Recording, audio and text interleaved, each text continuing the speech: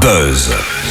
Le Buzz Bourgogne-Franche-Comté. Fréquence Plus met la lumière sur vous qui faites vibrer la région. Fréquence Plus. Lumière sur le Z Festival, un nouveau rendez-vous culturel qui s'apprête à entrer dans la danse en Saône-et-Loire en 2027.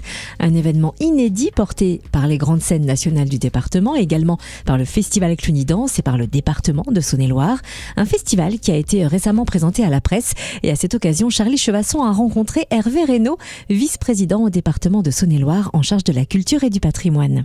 Lumière sur le Z Festival, un nouveau rendez-vous culturel qui s'apprête à entrer dans la danse en Saône-et-Loire en 2027.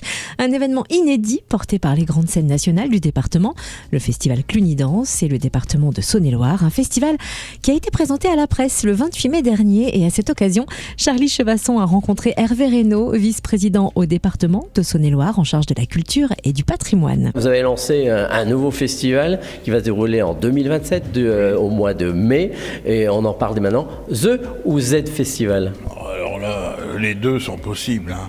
Les deux sont possibles. Z Festival, The Festival. Vous voyez, justement, le fait d'avoir choisi cette lettre Z, elle est importante parce qu'elle permet plusieurs utilisations.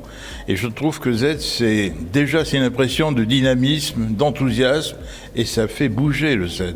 Alors, c'est justement le Z, c'est pour la danse en Saône-et-Loire. Ça va tourner autour de la danse avec différentes scènes, notamment nationales de Saône-et-Loire. Alors, il y a les 3 scènes nationales, il y a aussi Cluny, il y a aussi, on l'a dit tout à l'heure lors de la conférence de presse, ce n'est pas limité aux 4 entités qui sont à l'origine de cette manifestation, mais tout le monde va pouvoir bénéficier de cette danse, parce qu'il y a beaucoup d'écoles de danse en Saône-et-Loire, privées, associatives, publiques.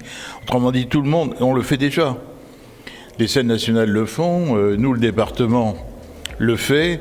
Autrement dit, on donne notre chance et on participe à toutes les opérations liées à la danse. C'était une lacune pour le département, ce festival? Alors déjà, je vais vous dire que nous sommes un des rares départements en France à privilégier la culture. Comme tout le monde, on a des conditions financières qui sont plus étroites qu'avant, mais nous arrivons quand même à maintenir une qualité, une diversité.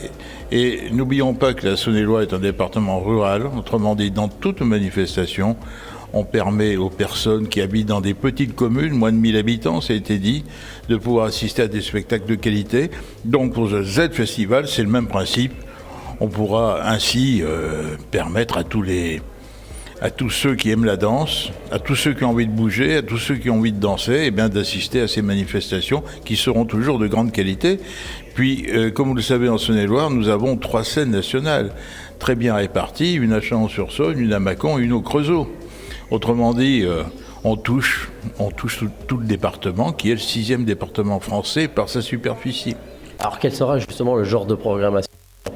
C'est une programmation très éclectique, justement, qui va être dévoilée au fur et à mesure. Là, les équipes culturelles et spécialisées sont en train de bâtir cette programmation. À l'heure où je vous parle, je veux pas ça a été dit tout à l'heure, mais... Il y a quelques grands noms. Quelques grands noms, écoutez, là, je vais vous les dire. Étienne Rochefort, Compagnie Cata, Yann Gallois, Daniche Danse Théâtre, une qui est très connue, Nathalie Pernette, qui rayonne sur toute la Bourgogne-Franche-Comté, Laïlaka, Compagnie Ousflex, Philippe Lourenceau, Justine Bertillot, vous voyez, il y a un grand choix. Tous ceux qui s'intéressent à la culture et à la danse vont s'y retrouver. Alors, on va voir de la danse, mais on pourra aussi danser. Bien sûr, j'espère. Voilà. Alors, une billetterie qui, elle, sera commune sur l'ensemble du territoire. Voilà, c'est pour faciliter les choses. On y a pensé tout de suite. Ça permet...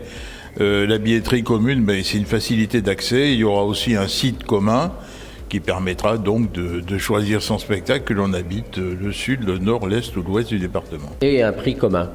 Un prix commun et un prix sympathique parce que nous souhaitons rester accessibles à tous. Merci Hervé Reynaud, vice-président au département de Saône-et-Loire en charge de la culture et du patrimoine, au micro de Charlie Chevasson.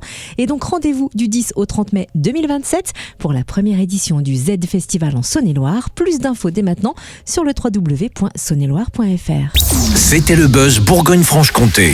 Fréquence Plus met la lumière sur vous qui faites vibrer la région. Fréquence Plus.